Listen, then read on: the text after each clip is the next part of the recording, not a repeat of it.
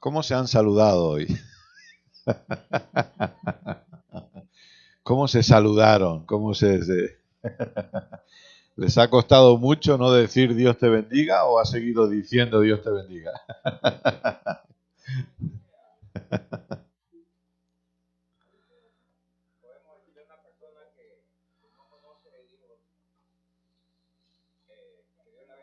Sí, a una persona que no está en Cristo sí, porque obviamente los bendecidos somos los que estamos en Cristo. Entonces, pero entre nosotros, pues no. Así que, sí.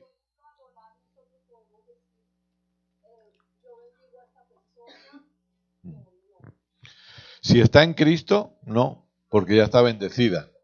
O sea, nosotros no tenemos la capacidad de bendecir a alguien que ya está bendecido.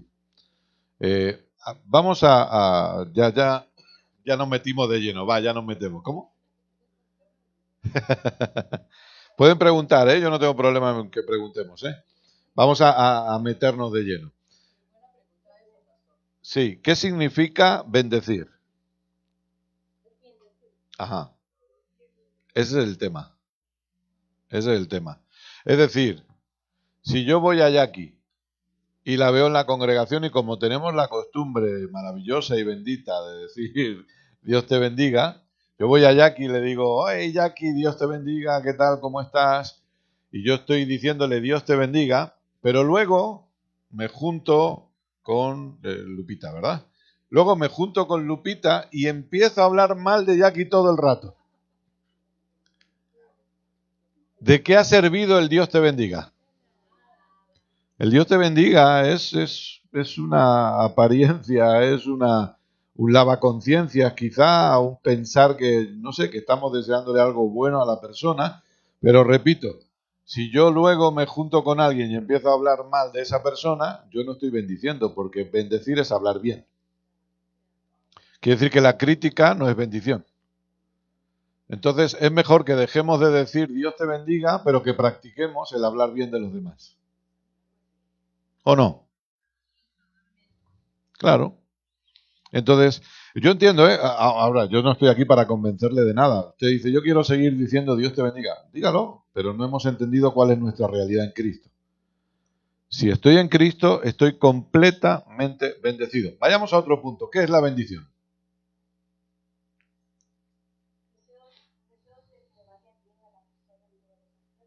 Ujú, ujú.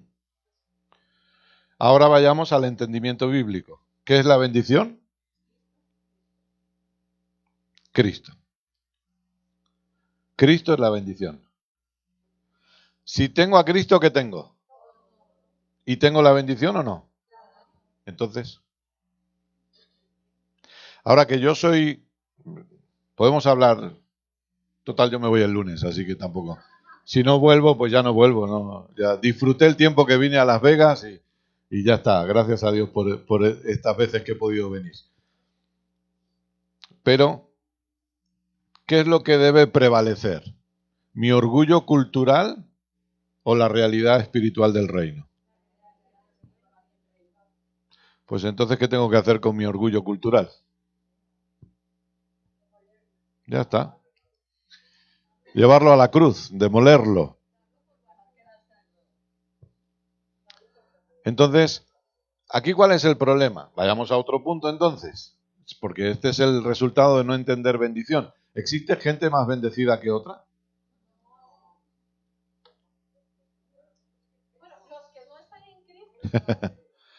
Ok, hablemos de la iglesia. Hablemos de la iglesia. ¿Existe gente en la iglesia más bendecida que otra?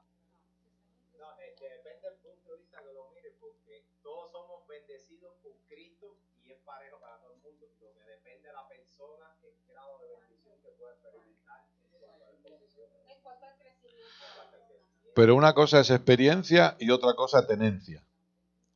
Los que están en Cristo, ¿hay alguien que tenga más bendición que otro? ¿Por qué hemos pensado que sí?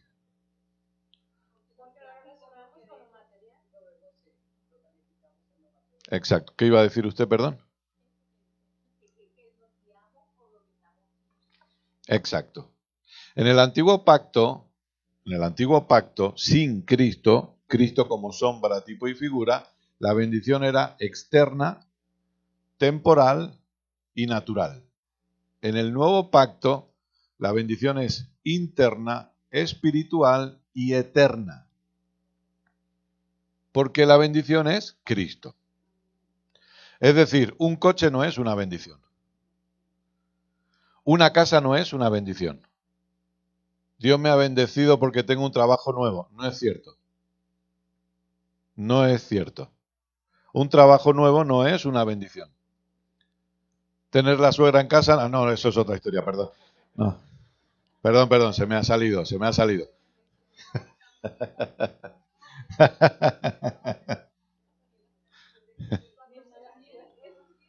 Eso es.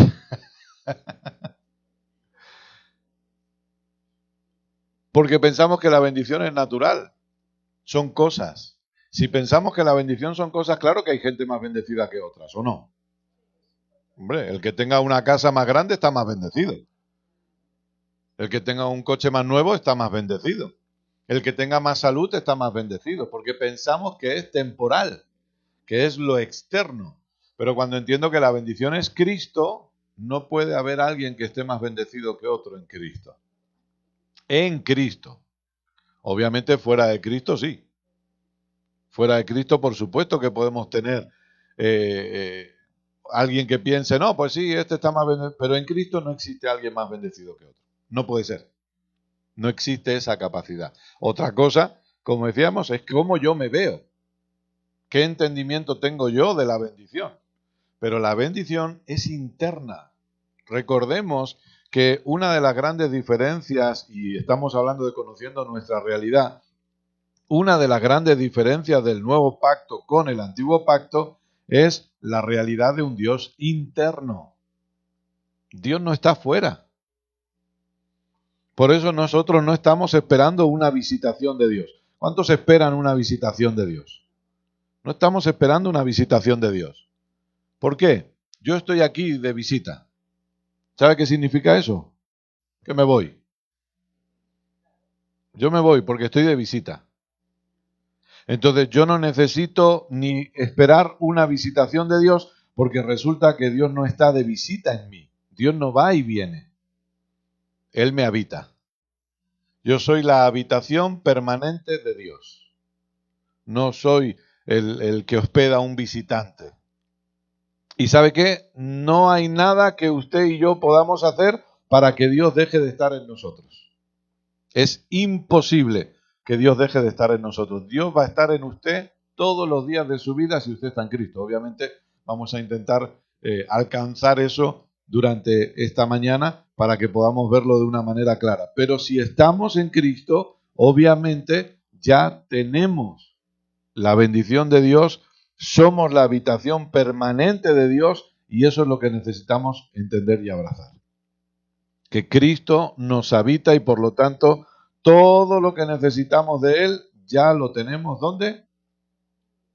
En Él y en nosotros, por causa de que estamos en Él. Vamos a ver en esta mañana la palabra aletheia. ¿Cómo funciona la mañana, pastora? ¿Cuánto tiempo tenemos?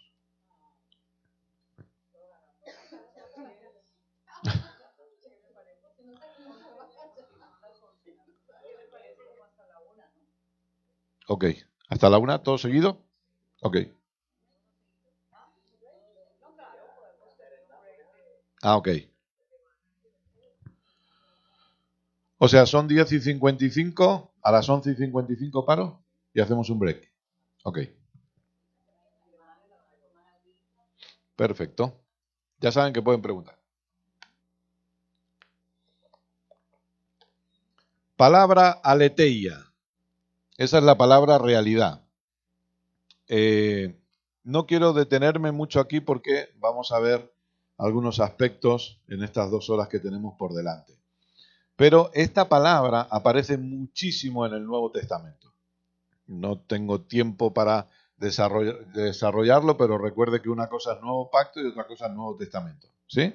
Nuevo Testamento es desde Mateo hasta Apocalipsis. ¿Sí? Mateo 1, Apocalipsis 22, Eso es el Nuevo Testamento. El Nuevo Pacto no empieza en Mateo capítulo 1. El Nuevo Pacto empieza bastante después de ahí. Entonces necesitamos identificar eso. Dentro del Nuevo Testamento, el Nuevo Testamento fue escrito en un idioma que hoy ya no existe, que se llama el griego koiné. Y el griego koiné es el idioma en el que se escribió el Nuevo Testamento. Repito, es un idioma que hoy no existe. Tenemos un griego, pero no tiene nada que ver con aquel. Esa palabra, aletheia, aparece muchísimo y significa lo que no está oculto, lo que está descubierto o lo real. ¿Por qué? Fíjese qué interesante, porque claro, nosotros vemos, nos presentamos, miramos la Biblia, pero ¿por qué tiene tanta importancia la definición de la palabra aletheia? ¿Por qué tiene importancia de que una de las partes de la definición sea lo que no está oculto y otra sea lo que está descubierto? Es decir, ¿podríamos estar hablando de revelación? ¿Sí o no? Porque revelar, ¿qué es? Mostrar lo que no se veía, ¿verdad? Algo que está oculto se manifiesta. Y obviamente lo real. Juan capítulo 14, versículo 7. Vamos a ver algunos versículos aquí. Juan 14, 7, los voy a leer rápido, usted si quiere los anota. Yo soy el camino, la verdad y la vida, contestó Jesús. Nadie llega al Padre sino por mí. La palabra verdad es la palabra aletheia. Aletheia no es una idea. Aletheia, verdad, no es un concepto, es una persona. Es la persona de nuestro Señor Jesucristo. Juan 4:24. Dice así, ustedes recordarán esta conversación, es Jesús con la mujer samaritana. Y dice, Dios es espíritu y los que lo adoran deben hacerlo ¿cómo? Y en verdad. Esa palabra verdad es la palabra aletheia. ¿Qué implica esto? Implica que no está hablando, aquí Jesús específicamente, no está hablando de lugares físicos, no está hablando de dónde tenían que adorar. ¿Se acuerda que esa era la discusión entre judíos y samaritanos? ¿Tenemos que adorar aquí o tenemos que adorar allí? ¿Qué dices tú? Y Jesús le dice, ni aquí ni allí, sino que se tiene que hacer de esta manera. ¿De qué manera? Desde la realidad de Cristo. No se trata de lugares físicos, se trata de que la iglesia habita en Cristo. Ahora nosotros no tenemos que ir al monte tal a adorar. Lo dijimos ayer también. Adoración es rendición. ¿Sí? Entonces, adoramos ¿desde dónde? Desde la realidad de Cristo habitando en nosotros. Otro versículo muy conocido. Fíjese que Juan es el que más utiliza, es decir, de los 4 evangelios, el único que no es sinóptico es el que más utiliza este término, la palabra verdad. Pero es interesante que Juan no solo la utiliza en su evangelio, sino que la utiliza en sus cartas también. Y habla mucho acerca de eso. Juan capítulo 8, versículo 32. También usted lo sabe de memoria. Y conocerán. ¿Y qué pasará? ¿Y qué será conocer la verdad? Conocer a Cristo, la aletheia, la realidad. Ahora, vuelvo a decir, estamos hablando de conocer a Cristo como persona. Estamos hablando, lo hemos dicho antes, la definición que es aquello que estaba oculto, ahora ha sido revelado. El Antiguo Testamento, en el Antiguo Testamento, ¿qué es lo que vemos? Vemos sombras, tipos y figuras. Si tengo que cantar es otro precio, ¿eh? No, es diferente precio si canto. Sombras, tipos y figuras. Es decir, ¿qué dijo Pablo? Colosenses capítulo 1. El misterio que había estado oculto por siglos, ahora ha sido ¿qué? Revelado. Por eso es tan interesante esta palabra aletheia, porque a usted y a mí a lo mejor no nos suena de nada, es un concepto nuevo, o a lo mejor sí lo ha escuchado y usted lo ha estudiado, pero para el judío sí simbolizaba algo muy importante. Porque todo en el Antiguo Testamento era Cristo oculto. Pero cuando viene la aletheia, lo que se está manifestando es aquello que había estado oculto por siglos y siglos y siglos, pero que ahora se ha revelado en Cristo. Por eso cuando hablamos de una verdad, no estamos hablando de una energía, No estamos hablando de despertar a una conciencia que está en todos los seres humanos, y de eso quizá, si nos da tiempo, hablaremos hoy, sino que estamos hablando de Dios mismo viniendo a habitar en aquellos que se rinden a su señorío. Y eso es lo que necesitamos entender. Porque aquí no es despertar a una conciencia. Porque hoy hay un movimiento que está hablando de, no, lo único que necesitamos es despertar a una conciencia. No, no, no. Lo que necesitamos es nacer de nuevo. Y que Cristo sea nuestro Señor. Y que podamos vivir bajo su gobierno. Por eso que cuando nosotros no entendemos esta realidad, como decíamos ayer, lamentablemente vamos a seguir caminando en una mentira. Porque lo que no es verdad, ¿qué es? Es mentira. Estos días lo hablábamos con la pastora, ¿verdad? Que hay un dicho que dice, una mentira repetida 1.000.000 de veces se convierte en verdad. Ese dicho existe, pero no es cierto. Es imposible que una mentira se convierta en verdad, la mentira será mentira siempre. Que yo la abrace como verdad es otra cosa, pero la mentira será mentira siempre. Entonces, la mentira me hace caminar como lo que no soy. Yo soy un hijo de Dios, pero la mentira me puede llevar a caminar como esclavo. La mentira me puede llevar a pensar que estoy separado de Dios. Por eso es tan importante conocer la realidad. En saludos, en España hay un saludo, ya no tanto entre los jóvenes, pero entre personas más mayores, siempre se decía, vaya usted con Dios. Bueno, ese concepto de vaya usted con Dios es que en algún momento quizá no voy con Él. Pero recuerde que en Cristo siempre estamos en Él. La mentira puede llevar a que yo piense que puedo ser justificado por medio del propio esfuerzo. Y eso es imposible. Jamás seré justificado por medio del propio esfuerzo. La mentira me lleva también a seguir bajo condenación, cuando no hay condenación para los que estamos en Cristo Jesús. ¿Sabe que Dios no le condena a usted? ¿Sabe usted eso? Porque necesita saberlo. Necesita tener bien claro que Dios no le condena. No hay condenación para los que estamos en Cristo Jesús. Da igual lo que usted haga, Dios no le va a condenar. Y da igual lo que usted deje de hacer, Dios no le va a condenar. Porque el que justifica no condena. Esa es la realidad. Y esto usted necesita abrazarlo. Porque el pensamiento de condenación es el que más daña a la iglesia. Verse condenados continuamente. Ahora, esto implica que como Dios no me condena, pues yo me vuelvo loco y empiezo a hacer lo que se me antoje. No, recuerde que una persona nacida de nuevo jamás querrá tener relación con el pecado.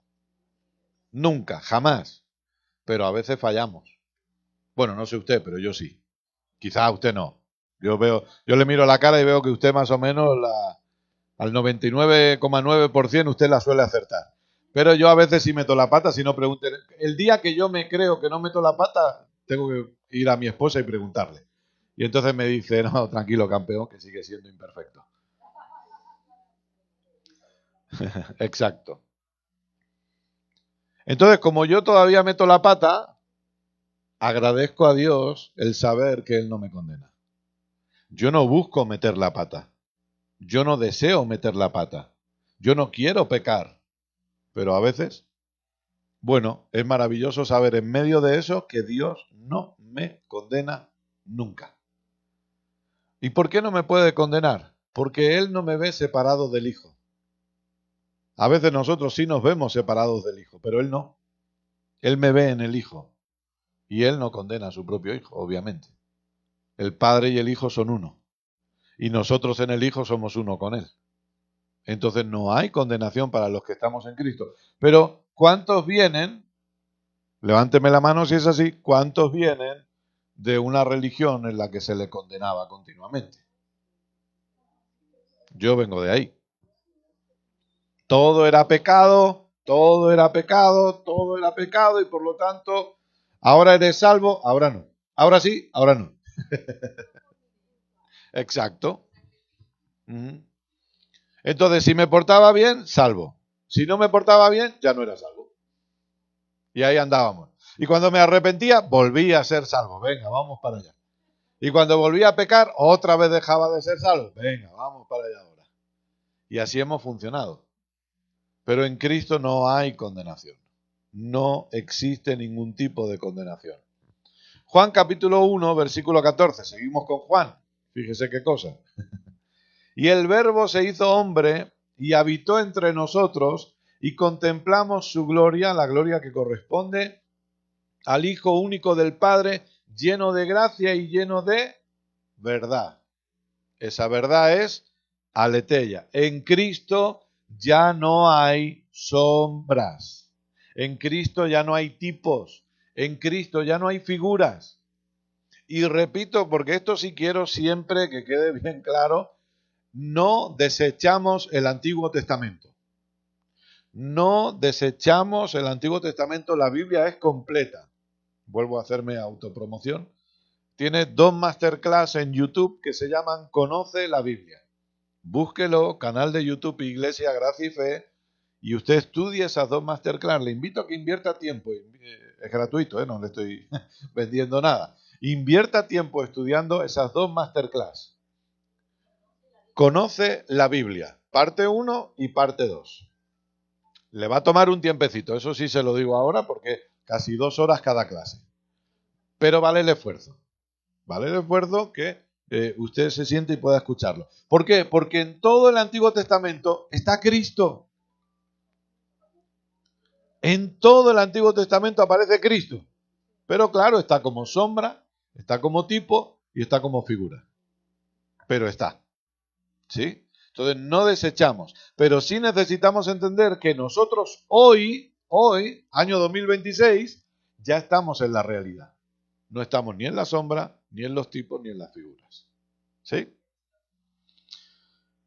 Moisés fue usado para traer las tablas de piedra en las que se escribieron los 10 mandamientos. No la ley entera, la ley se desarrolló después, pero sí los 10 mandamientos.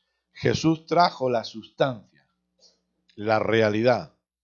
Moisés fue usado para revelar quizá leyes, pero Jesús vino a revelarnos al Padre. Y esto es importantísimo. Es por eso que aletheia es la realidad que reemplaza la figura, el tipo. Juan 16:13. Juan 16:13. Pero cuando venga el Espíritu de la verdad, Él los guiará a toda la verdad.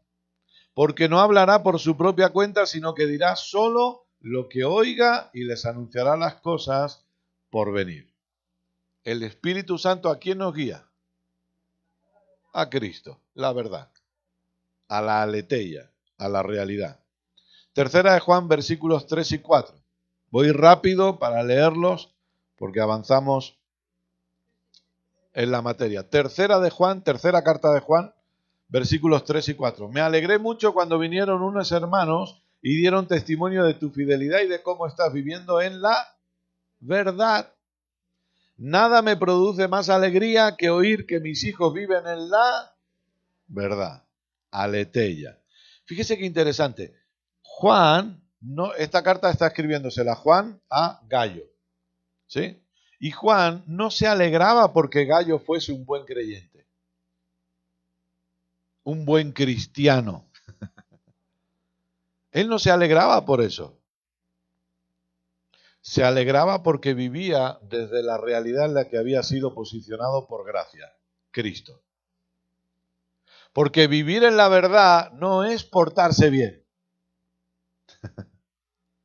Vivir en la verdad es vivir en la realidad que es Cristo. Ahora, obviamente, el vivir en la verdad va a afectar nuestro comportamiento. ¿Usted qué cree? Claro. Claro, hay veces que uno dice, no, pero no es necesario decirlo. Sí, sí es necesario, porque a algunos se les gira la chiripioca, a veces sí. Es necesario recordarlo. Nuestro comportamiento, grábese esta frase, por favor. Nuestro comportamiento jamás podrá alterar nuestra realidad en Cristo. Eso es así. Nuestro comportamiento jamás podrá alterar nuestra realidad en Cristo. Bueno, altera, ahora voy a desarrollarlo un poquito, ahora lo desarrollo. Porque la frase no acaba aquí. Repito desde el principio, nuestro comportamiento no altera nuestra realidad en Cristo porque estamos hablando de una realidad espiritual. ¿Sí? Pero, aquí viene el pero. El conocimiento de nuestra realidad en Cristo sí o sí tiene que acabar afectando nuestro comportamiento. Si no hay cambios de comportamiento en la persona, perdóneme, no nació de nuevo. Así de rotundo se lo digo. Algunos irán más lentos y otros irán más rápido, pero cambios tiene que haber. Tiene que haber cambios. Tienen que empezar a ordenarse cosas en mi vida, porque Cristo es orden. Hay cosas que se van a ordenar.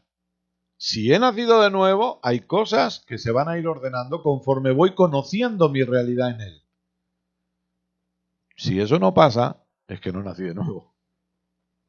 Y entonces, como preguntaba la pastora, si mi comportamiento no altera mi realidad espiritual, ¿qué es lo que puede alterar? Bueno, puede afectarme aquí en la tierra, porque estamos hablando de una realidad espiritual. Pero en la tierra puedo sufrir, ¿eh? Porque el que siembra para la carne cosecha ¿qué? Cosecha destrucción, cosecha corrupción. Ah, yo estoy en Cristo, no pasa nada, yo robo en mi trabajo y no pasa nada. No pasa nada en mi comunión con Dios. Dios y yo seguimos siendo uno. Pero de repente me enganchan robando y me echan del trabajo y uno dice, oye, ¿y por qué me han echado si estoy en Cristo y se supone que a mí me tiene que ir todo bien? Porque estoy robando. Y si me enganchan robando, pues pierdo mi trabajo. Ah, yo mantengo una relación adúltera, no pasa nada. Usted no se imagina los hogares y los llamados de Dios que he visto destruidos por una relación adúltera. Y lo he visto, no me lo ha contado nadie. Seguro que la pastora habrá visto mucho más que yo.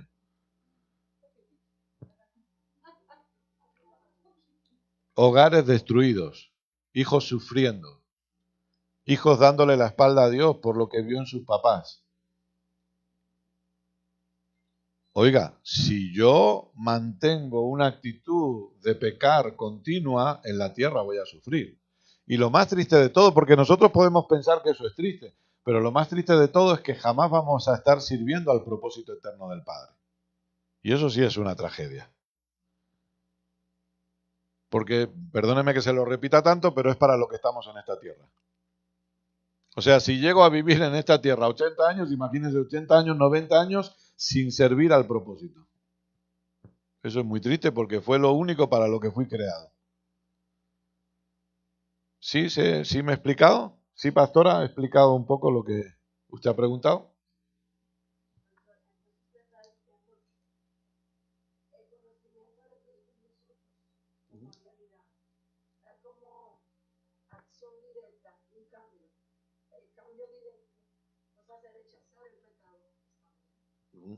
Sí, totalmente.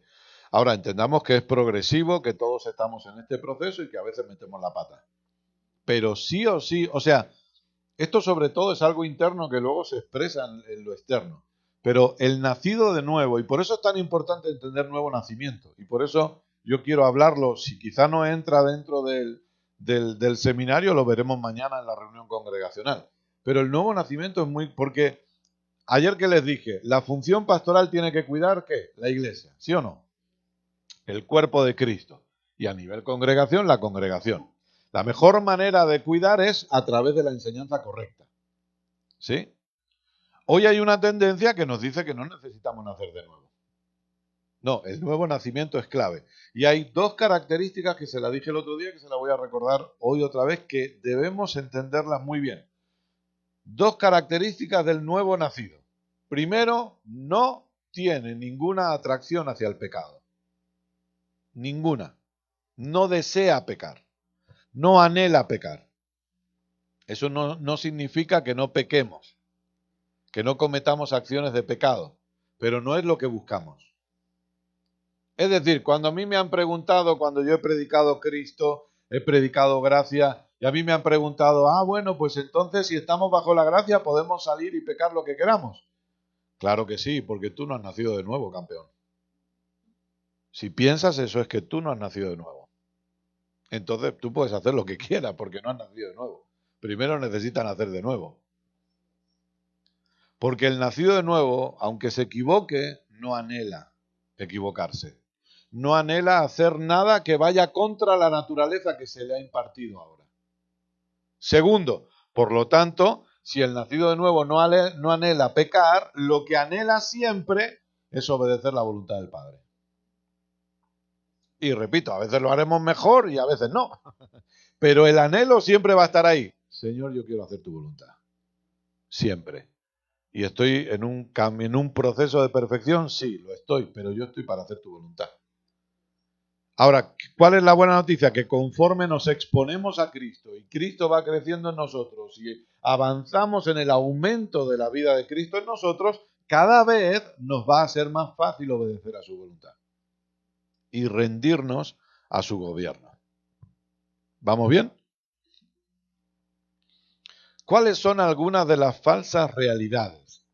Es decir, ¿qué necesito entender que no es lo que identifica mi realidad? Aquello en lo que no está basado nuestra realidad. Le voy a nombrar varias en esta mañana. En primer lugar, lo que poseemos.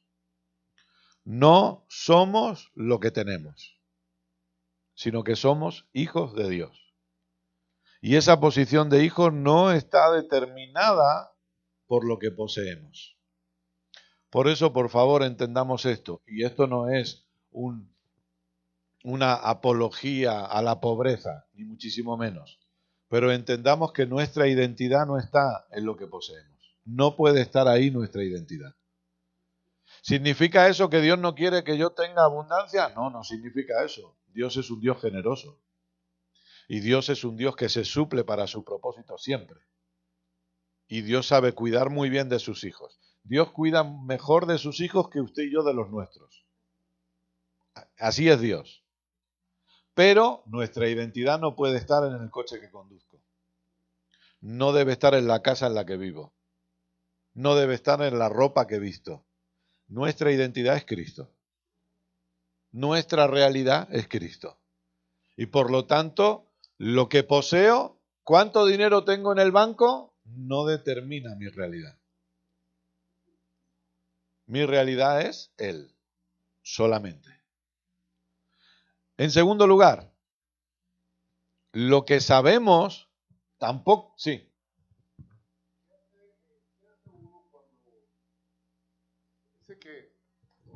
Se dice que la ley es la verdad, pero muchas veces la ley es un engaño. Entonces, ¿qué hacemos cuando sabemos la verdad y hay una ley que es un engaño? ¿Qué comportamiento podemos tener ahí? Cuando se refiere a la ley, ¿a qué? ¿La ley humana? ¿La ley gubernamental, por así decirlo? ¿Es la ley humana? Bueno, nosotros, aunque nuestra realidad espiritual es Cristo, nosotros tenemos que someternos a un gobierno establecido. Primero porque si quebrantamos la ley vamos a sufrir. Esa es la realidad. Y segundo porque dentro del orden, ahora, la única ley que nosotros no debemos respetar nunca es la que nos prohíba proclamar a Cristo. Bajo esa ley no me voy a rendir nunca. Luego, necesitamos entender algo. Todos los gobiernos van a ser injustos. Todos. Entonces, claro, ahí, obviamente, si la ley me dice que tengo que matar a alguien, no lo tengo que hacer. Pero entendamos que porque hay un error aquí de Romanos que la gente piensa que porque dice, no, porque todos los gobernantes son puestos por Dios. Porque hay un versículo que dice, más o menos, dice eso. Entonces la gente comete el error de pensar que todos los gobernantes son puestos por Dios. No es lo que está diciendo ahí. Sí.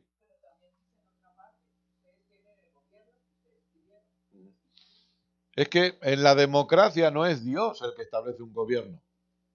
Lo establece el que vota. Entonces, pero sí es importante que nosotros abracemos, en base a lo que usted ha comentado, que entendamos que todos los gobiernos son injustos a los ojos de Dios. Esa es la realidad. Entonces, bueno, tenemos que manejar eso con la sabiduría de Dios para intentar hacerlo de la mejor manera dentro de eso. Ahora, lo que no debe, por eso hay persecución. Lo que no debemos permitir nunca es que nos prohíban predicar. O por lo menos no debemos ceder a eso. Y hay gente que muere por causa de eso. Esa es la realidad. Entonces, lo que sabemos no es lo que sostiene nuestra realidad.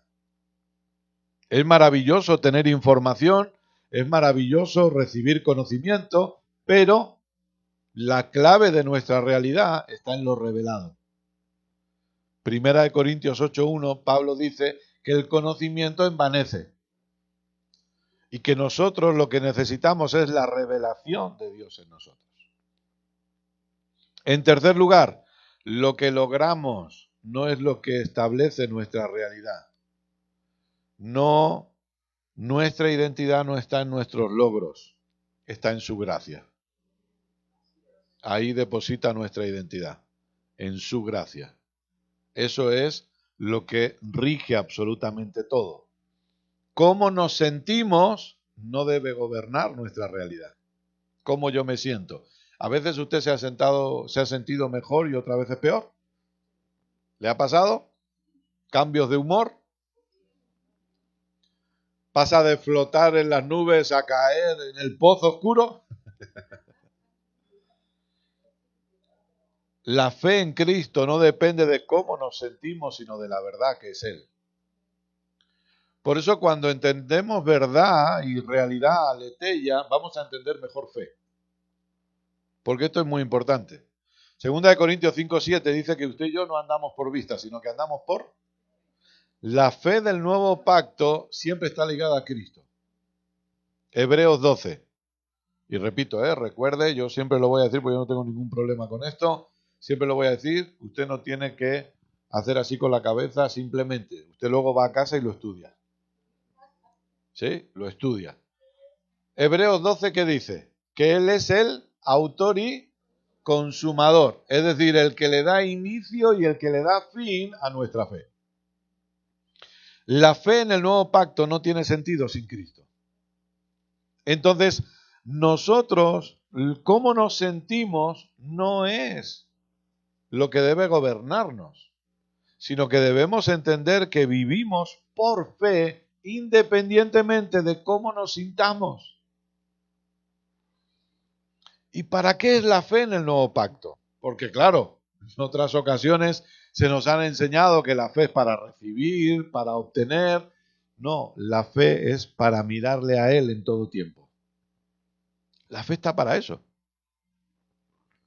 Para poder poner nuestros ojos en Él, porque la fe está en Él completamente.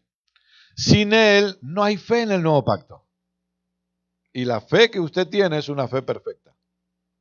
¿Está de acuerdo? La fe que tenemos es una fe completa.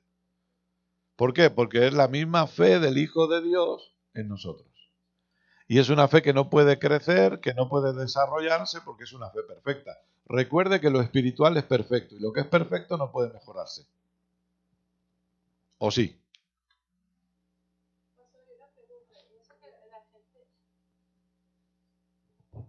Hay mucha gente que he escuchado, yo creo que nosotros al menos yo, me he encontrado que a veces orando anteriormente, Señor, aumenta mi fe. ¿Eso está bien? No. No, ¿verdad? En No. esta verdad que hoy conocemos, ya que tenemos a Cristo, ya nosotros como hijos entendidos, ya no deberíamos de orar diciendo, Señor, aumenta mi fe. Recordemos que eso solo aparece en los evangelios. No aparece en ninguna carta esa expresión. Señor, aumentanos la fe. ¿Y en qué momento los discípulos le piden a Jesús que le aumente la fe? Pero ¿en qué momento específico aparece esa expresión? ¿La recuerdan?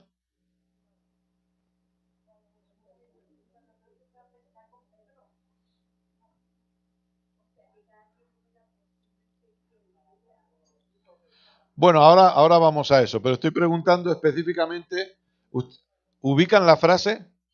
¿Ubican la frase, Señor, aumentanos la fe? No, estoy hablando del pasaje bíblico en el que aparece esa frase. No. Al final la acertarán, porque claro, en algún momento... No. ¿Saben cuándo fue? ¿Se acuerdan cuando Jesús les dice, no se trata de que tenéis que perdonar una vez, sino que 70 veces 7? Y cuando los discípulos oyeron eso, dijeron, o nos aumentan la fe o estamos fregados aquí. O sea, si tenemos que perdonar hasta 70 veces 7 al que nos ofende, entonces ahí es donde le dicen, Señor, aumentanos la fe, porque si no...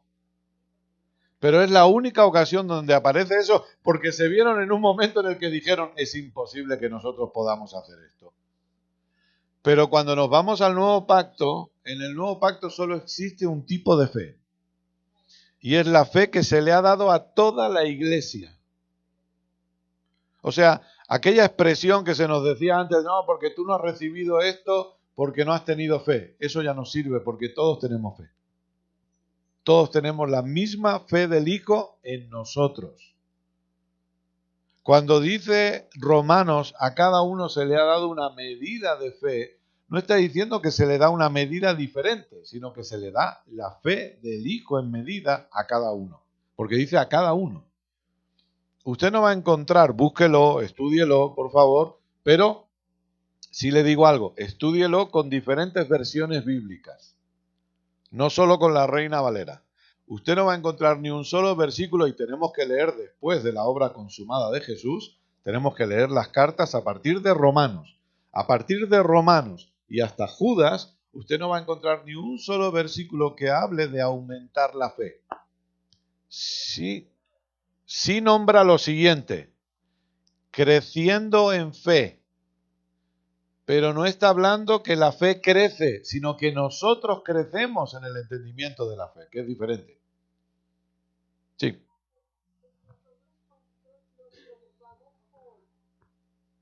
Por nuestros hijos, a veces tenemos temores, ¿sí? Porque es natural. Eso significa como que no tenemos la fe suficiente que... No, la fe la tenemos, Sí. pero estamos permitiendo que el temor y la preocupación esté más fuerte que la fe que tenemos. Oh, ok. Pero la fe está, la fe siempre está, la fe es espiritual y siempre está. Pero a veces, lamentablemente, como usted dice, por circunstancias, permitimos que la preocupación gane terreno y parece que no esté la fe, pero la fe va a estar siempre. En el momento que nosotros movamos nuestra mirada a Cristo, usted va a ver cómo la preocupación va a ir menguando o el temor. ¿Por qué? Porque la fe va a estar ahí siempre. Así es, amén. Gracias, pastor. Nada. Entonces, usted quiere decir con esto lo siguiente, lo que entiendo. En Hebreos 11 dice, es pues la fe, la convicción de lo que espera. Ya no esperamos, ya lo tenemos y tenemos la convicción. Inmediatamente tú recibes esa convicción, o tú la, como usted explicaba ahorita, desde que tú entiendes que ya naciste de nuevo y tienes el reconocimiento de Cristo habitando en ti, todas esas cosas lo que pasan a un nuevo lenguaje y a una manera de vivir nueva. Correcto. Sí, conforme Cristo se va formando, tiene que afectar todo eso. Nuestro lenguaje, nuestro comportamiento tiene que verse afectado. Le quería preguntar, dicen que la fe es lo que se espera, pero que no sabe uno que no está seguro. Pero al mismo tiempo, yo creo que la fe se gana por el reconocimiento, por el entendimiento a las cosas. Entonces así como que está un poco... estás esperando algo que tú no sabes, pero al mismo tiempo tienes que tener fe, tienes que luchar por lo que tú tienes, ¿no? O sea, la fe es algo que todos los hijos de Dios ya tenemos. Ahora, el punto es, ¿cuánto yo conozco de esa fe? Pero la fe la tenemos. Aunque a veces pensemos que no, aunque a veces sintamos que no, La fe siempre va a estar en nosotros porque en el momento que nacemos de nuevo, la fe es colocada y depositada en nosotros. Y luego a partir de ahí esa fe es la que nos ayuda a permanecer en lo que somos en Cristo y en la realidad en la que hemos sido posicionados. Pero nos ayuda desde la fe que ya tenemos. Recordemos siempre que la fe ya está en nosotros, ¿sí?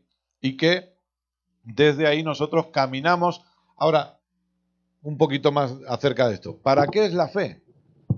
Para caminar en lo que ya Dios preparó para nosotros. Para eso es la fe. Dios ya ha dejado cosas preparadas, que no las vemos. No las vemos, ¿verdad? Por eso es fe. Porque no las vemos, pero ya están preparadas. La fe es la que nos permite caminar en aquello que ya fue preparado por Él de antemano. Por eso fe y confianza van tomadas de la mano, para que podamos avanzar en todo lo que ya fue preparado por Él. ¿Sí? ¿Vamos bien? Sí. El Espíritu, la fe. Cuando en la Biblia habla del fruto del Espíritu, la fe forma parte del fruto del Espíritu.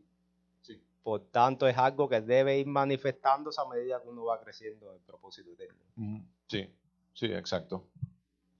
Seguimos un poquito más. El problema es, como decíamos, que lamentablemente a veces hemos obtenido conceptos erróneos de ciertas cosas y que ahora necesitamos renovar el entendimiento respecto a ello. ¿Sí? Renovar el entendimiento respecto a la fe también.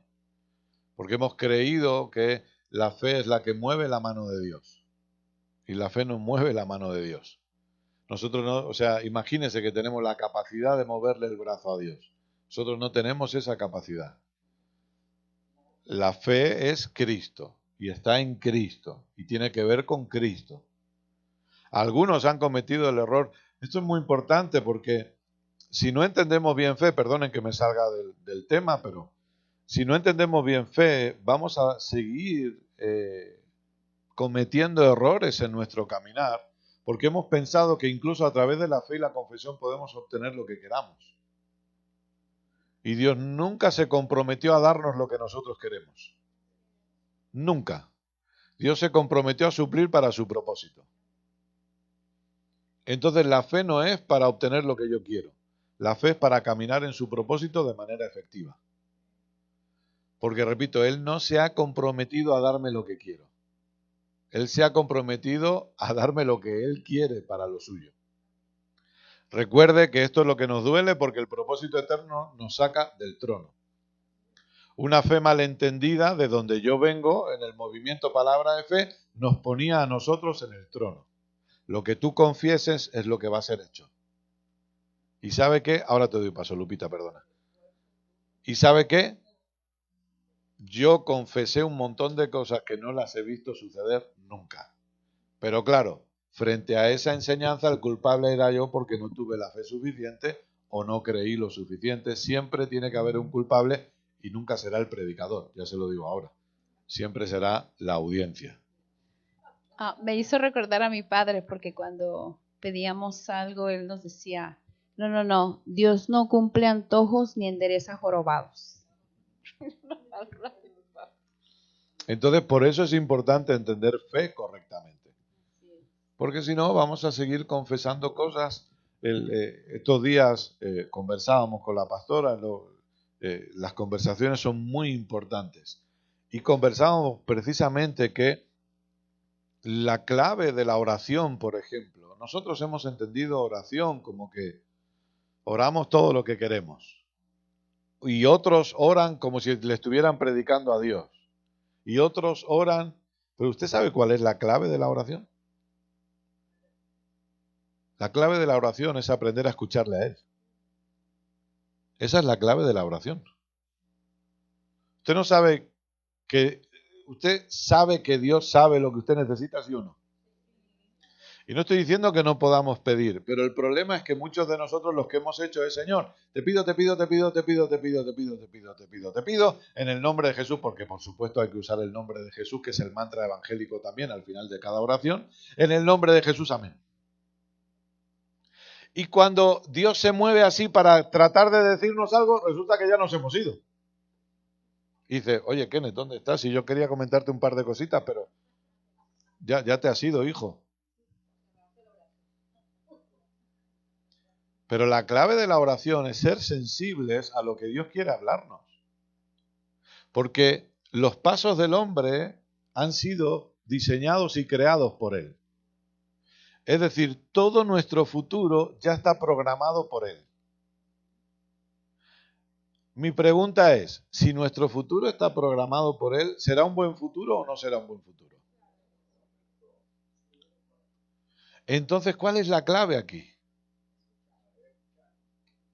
La clave es decirle a mis planes, ¿sabe qué? Yo me había planeado todo esto, estos son mis sueños, pero todo esto lo tiro al cubo de la basura porque ahora me voy a centrar en un plan solo. Y voy a tratar de escuchar la voz de Dios para que me diga cuál es el siguiente paso. ¿Qué es lo que Dios quiere que yo haga? ¿Cuál es el paso que tengo que dar después? Y la oración es para eso. La clave, o sea, cuando vemos a Jesús caminando en la tierra, nosotros hicimos un estudio antes de acabar el año de 6 horas, que estuvimos 3 martes enseñando oración, mitos y realidades. Cuando vemos a Jesús en la tierra, ¿cuál es una de las frases que Jesús más repite? Más o menos parecida durante su ministerio terrenal. Yo estoy aquí para hacer tu voluntad. Predicó mucho del reino, pero como frase específica repetida, yo hago mi voluntad, mi comida es hacer la voluntad del que me envió. ¿Se acuerdan? Esa es también en la conversación de la mujer samaritana, que los discípulos le dicen, ¿cómo? Hemos ido a buscar comida y tú ahora nos dices que ya has comido. Fíjese en qué estaban los discípulos, ¿eh? Y Jesús le dice, no estáis entendiendo nada. Yo ya estoy satisfecho porque mi comida es hacer la voluntad del que me envió. Eso es lo que me satisface. Y Jesús decía, lo que yo les hablo a ustedes es lo que he oído hablar al Padre. Señor, un tal Felipe, Señor, muéstranos al Padre. Felipe, desgraciado, hijo de... Ah, no, perdón, eso lo haría yo. Jesús no lo hizo eso. Jesús no hizo eso. Tanto tiempo llevo con vosotros. Pero es algo parecido, ya se lo digo ahora. Tanto tiempo, sí. Tanto tiempo llevo con vosotros. Que no me conocéis. El que me ha visto a mí ha visto al Padre. Yo hago lo que he visto hacer al Padre. Jesús se apartaba toda la noche a orar. Oraba toda la noche y al día siguiente escogía a los 12 discípulos. ¿Por qué? ¿Por deseo propio? No, porque el Padre le había dicho, estos son. Son estos 12. Y entre ellos el hijo de perdición.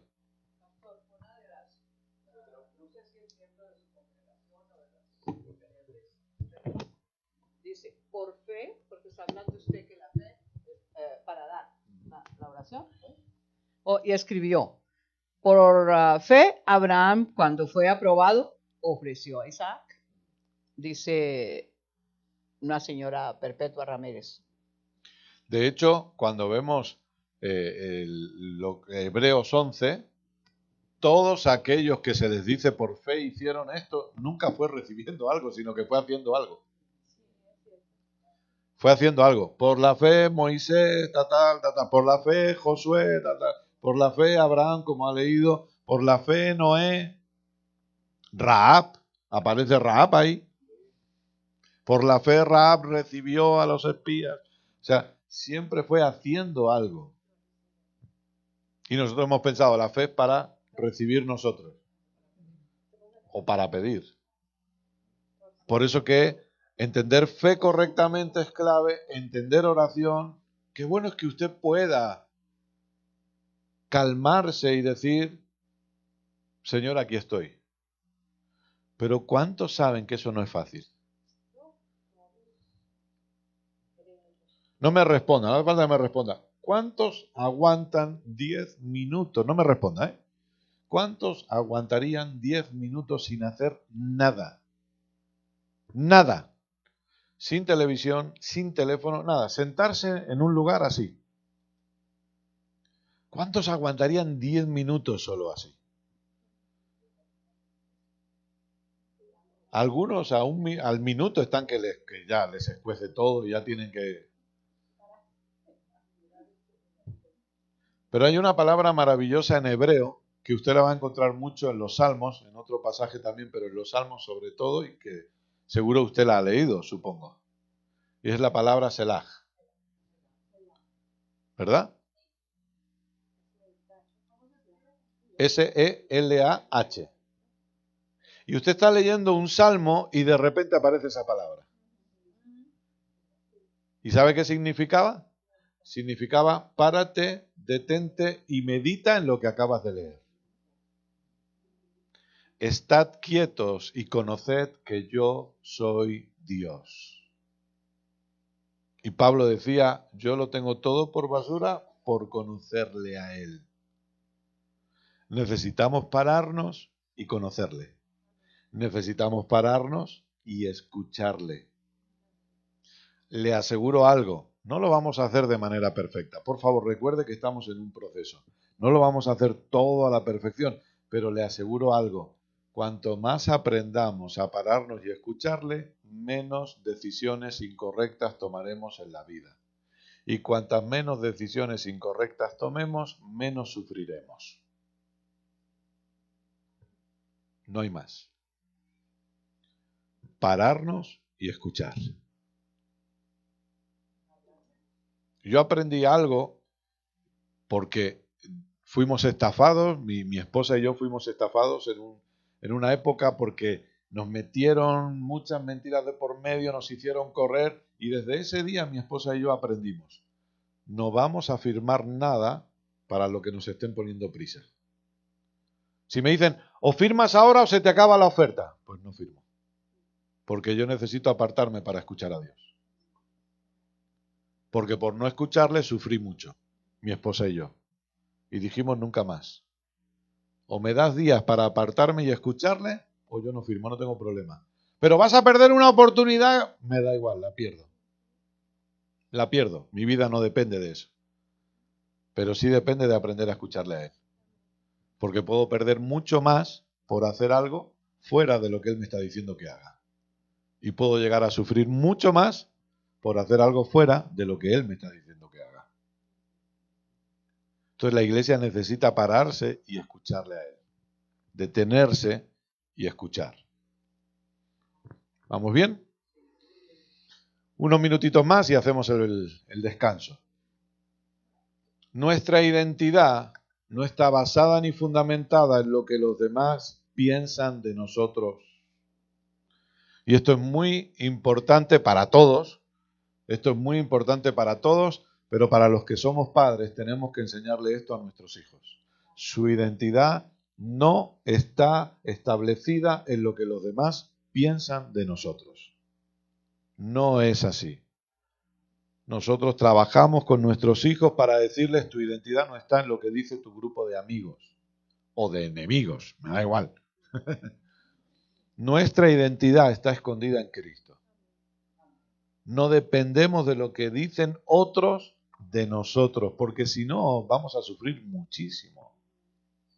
Porque la gente es muy cruel. La gente es muy cruel, ahora mismo te doy paso. La gente es muy cruel, entonces, no, yo no dependo de lo que digan de mí. Yo dependo de lo que Cristo ha establecido en mí. Sí. Una pregunta acerca... En una ocasión en estos días hablaste de que uno no debe, de cierto punto, defenderse de nada. Fue en la reunión de los colaboradores.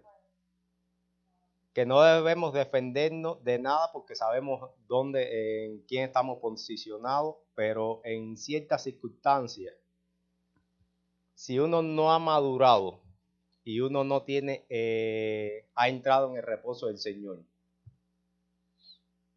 ¿hasta qué punto está bien defenderse de la forma más sutil? Te digo, sin entrarle en confrontación. Lo digo más o menos voy a poner un ejemplo. Que tú vengas a agredirme a mí, yo te pongo un stop y dejemos las cosas ahí. Y un modo, como verlo como un modo de defensa. Hasta qué punto está bien o mal, en dependencia de que no tengo el suficiente crecimiento o entendimiento en las cosas del Señor. Hasta qué punto está defenderte de esa forma. Hasta qué punto está bien. Bueno, yo creo que aquí vuelvo a lo que a veces he dicho, y es que cada caso también es muy específico, ¿no? Generalizar es un problema. Pero yo me refería sobre todo defenderme de quizá un falso testimonio que haya levantado contra mí. Específicamente de eso, ¿no? Que alguien esté diciendo algo que es mentira de mí. Yo en ese aspecto, lo que yo he decidido hacer es que yo no me defiendo. Te voy a poner un ejemplo, como ya me ubicaste, te voy a poner una persona se quiere aprovechar de mí. No, a ver, defenderse no es ser tonto, perdón por la expresión. No, yo no estoy hablando de eso. Yo hablo, como digo, de que alguien esté levantando un falso testimonio de mí. Si una persona quiere aprovecharse de mí, yo tengo al Espíritu Santo que me va a advertir y yo ahí tengo que poner freno. Ya, tengo que poner freno. Esa es la pregunta mía. Sí, claro. El poner freno sí, no se ve mal. Sí. No, es que tengo que poner freno, de hecho. Sí, porque no voy a permitir que esa persona abuse de mí o se aproveche de mí. No, ahí tengo que poner freno. Ahí bíblicamente podríamos utilizar la parte donde dice en la Biblia de manso como paloma y astuto como serpiente. Exacto, totalmente. Sí, en ese caso sí tengo que poner freno. Cuando se pone una mejilla para que le den un golpe, le vas a poner la otra, porque el que me va a dar 100 golpes, no me va a dar 2.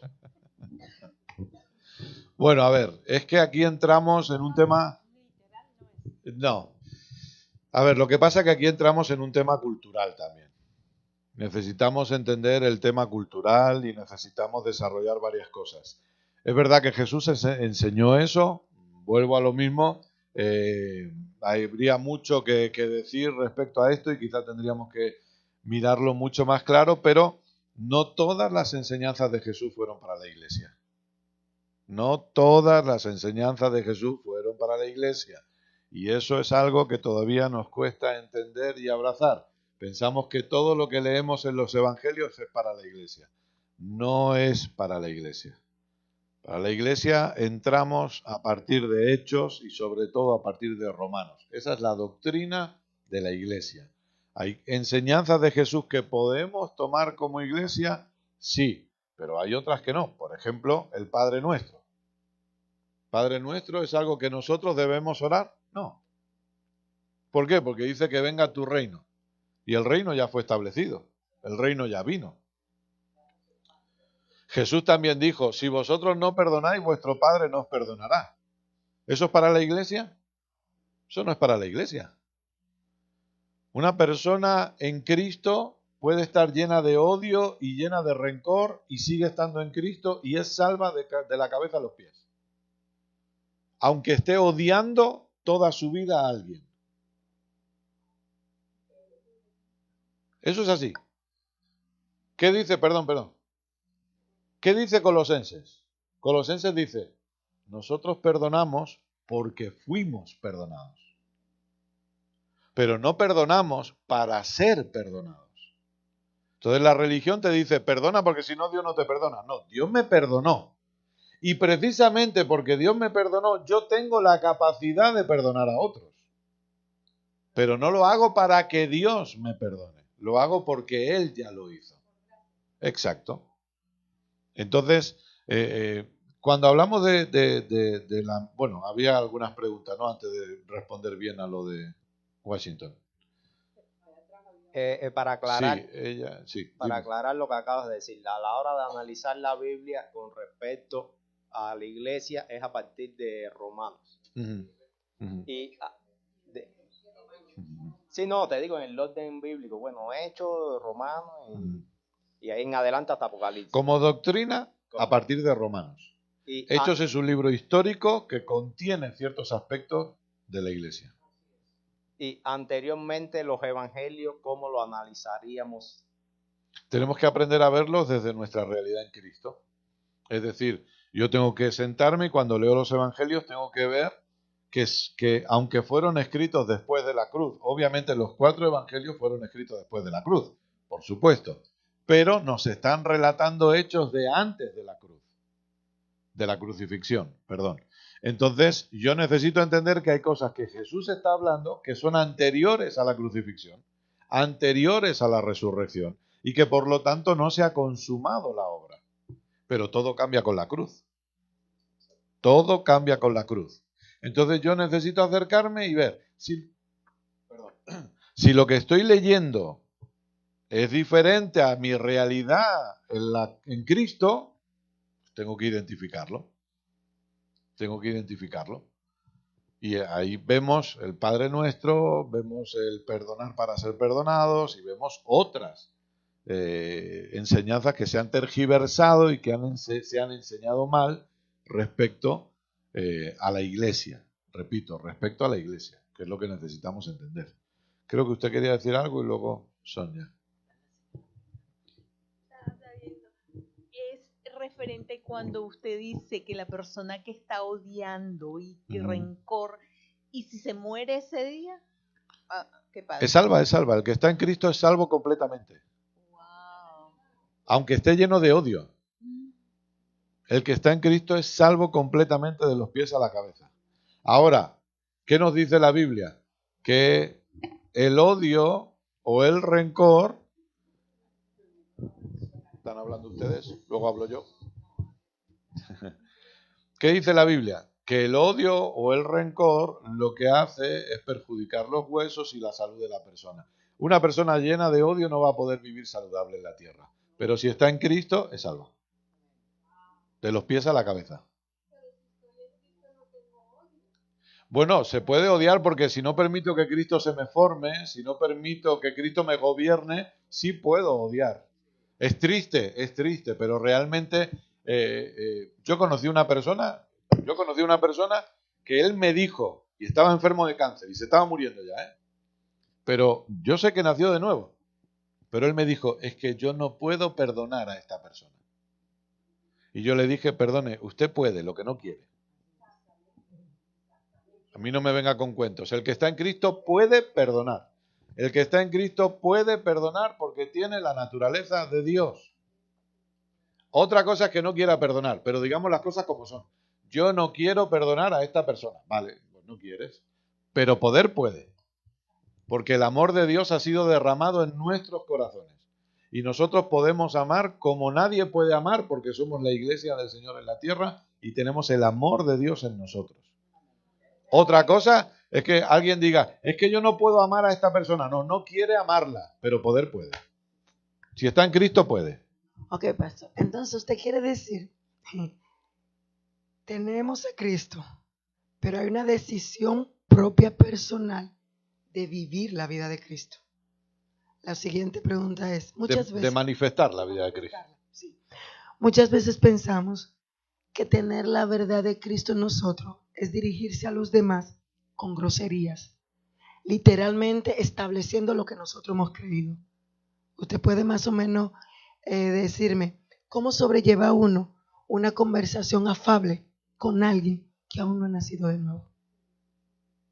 Bueno, nosotros tenemos que ver, ahora, pues, es que vuelvo a lo mismo, es que generalizar en estos casos es muy complicado, porque uno tiene que estar en esa conversación, y en esa conversación yo creo en algo que enfatizo muchísimo, yo creo en la dirección del Espíritu, y yo creo en cómo uno se siente en medio de una conversación. Entonces, ahora, lo que no tenemos que hacer es tratar de imponer nada, porque nosotros no podemos imponer nada, ni podemos convencer a nadie.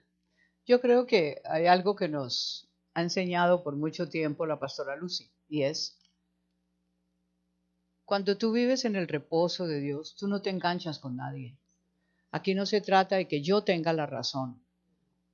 Aquí se trata que yo expreso a Cristo. Aquí no hay ganancia y la otra, pues porque hay mucha gente que sí nos habla mal. Y hay mucha gente que nos mira mal, nos contesta mal, nos abre los ojos, nos cierra los ojos. Pero no es la mucha gente, es la respuesta que yo tengo porque el que me habita es mayor que cualquier cosa. Sí, va él, después va él y después. No quiero agregar algo que creo con respecto a lo que se habló del rencor, de que si, lo que estamos hablando anteriormente, si analizamos las cosas desde el punto de vista que somos seres tripartitos, de que somos llenos en el Espíritu Santo, pero estamos en un proceso de transformación del alma y el cuerpo, ahí podremos ver más la diferencia en que si no permitimos esa transformación, seguimos siendo en el alma y el cuerpo la misma persona. Y por eso se puede manifestar el enojo y todas las demás cosas que no permitimos que el Espíritu gobernara en esas áreas. Y así tan fácilmente podemos ser salvos manteniendo las otras cosas. Así de sencillo. Exacto, allá atrás. Por eso identificar el espíritu y la realidad espiritual es tan importante. Sí. Por eso se dice que las enfermedades son psicosomáticas. Y después le pone, por sus frutos los conoceréis. Y ahí no hay falla. Exacto. Sí, perdón, regresando al tema del odio, hablando de que si nacimos de nuevo, ¿verdad? Somos unas personas nacidas de nuevo, pero seguimos teniendo odio, ¿verdad? Entonces, a mí tengo una confusión ahí. Cuando una persona nace de nuevo, se supone que está quitándose todo eso, y lo que me confunde es, si estamos nacidos de nuevo, se supone que estamos siguiendo lo que Dios nos dice con sus mandamientos, ¿no? Para mí, la parte contraria del amor es el odio. Entonces, ¿cómo puedes amar a tu prójimo si estás odiando a alguien? Entonces, ahí es donde se me hace un poco confuso cómo poder decir si realmente nací de nuevo. Bueno, volvemos a lo mismo y es lo que comentaba ahora Lázaro, ¿no? Necesitamos identificar nuestra realidad espiritual, nuestra realidad del alma. En el alma yo puedo seguir odiando, pero si he nacido de nuevo, obviamente mi realidad espiritual es completa y absoluta en Cristo. Ahora, ¿cuál es el punto? Por eso que entender la obra de la cruz, que si podemos en la siguiente hora nos meteremos ahí, entender la obra de la cruz es entender diferentes cosas que pasan en nosotros por causa de la cruz. Y el nuevo nacimiento es un suceso inmediato. Pero hay algo que la Biblia nos habla y es la santificación. Es decir, nosotros somos santos siendo santificados. ¿Somos santos dónde? En el Espíritu. ¿Y estamos siendo santificados dónde? En el alma. Entonces, una persona que no se expone a Cristo, lamentablemente puede haber nacido de nuevo, pero si no está bajo una enseñanza de Cristo correcta, puede mantener odio en su corazón, porque no está permitiendo que Cristo crezca en él. Es lo que usted ha dicho. Se supone que, obviamente sí, cuando yo nazco de nuevo, yo no debería odiar, porque el amor de Dios se ha derramado en mí. Pero si yo no permito que Cristo se desarrolle en mí, puedo cometer el error de odiar. Porque hablamos de odio, pero hablamos de preocupación. Y la preocupación también es lo opuesto a Cristo. Porque una persona a la que Cristo se le forma no se va a preocupar. Entonces hay muchas cosas en nuestra alma que necesitan someterse al gobierno de Cristo. Y cuanto más Cristo se forme en nosotros, todo eso va a ir al gobierno de Cristo y por lo tanto ya no habrá odio, preocupación, ¿no? No sé si le he respondido. Sí, está claro, gracias. Ok. Bueno, sería renovar la mente. Solamente eso. Reeducar el cerebro una vez de que el alma ya ha entregado al Señor, pues también se le reeduca al cerebro. Exacto. Olvidarlo. Es lo que la Biblia llama error. renovar la mente. Porque Entonces, la mente forma parte del alma. Correcto. Entonces ahí está el punto para mí que combina con el alma y el cerebro. Claro. Si yo tengo ya el perdón en mis adentros, pero si el cerebro me hace recordar cosas feas, sigue permaneciendo ese odio. Entonces, a más del alma es borrar en el cerebro que él le ha hizo daño, o por esto o por lo otro, ahí las desgracias. El cerebro Claro, también es que muy no puede haber, unido al alma. claro, no puede haber una transformación en el alma, Washington creo que quería, no puede haber una transformación en el alma si no hay una renovación del entendimiento, si no cambia algo en nuestra mente. Sí, La Washington. pregunta más o menos estaba relacionada con lo que hizo hicieron aquí atrás, ¿no? Ujú. ¿Esa persona se sigue considerando como un carnal o no? Sí, está gobernado por su carne, está gobernado no está gobernado por el espíritu. Sí, sí. Exacto, exacto. Muy bien, ¿les parece que hagamos el descanso? Sí. Uy, algunos tenían muchas ganas de descanso, por lo que veo. Estaban pensando, cállate ya, Kenneth. No.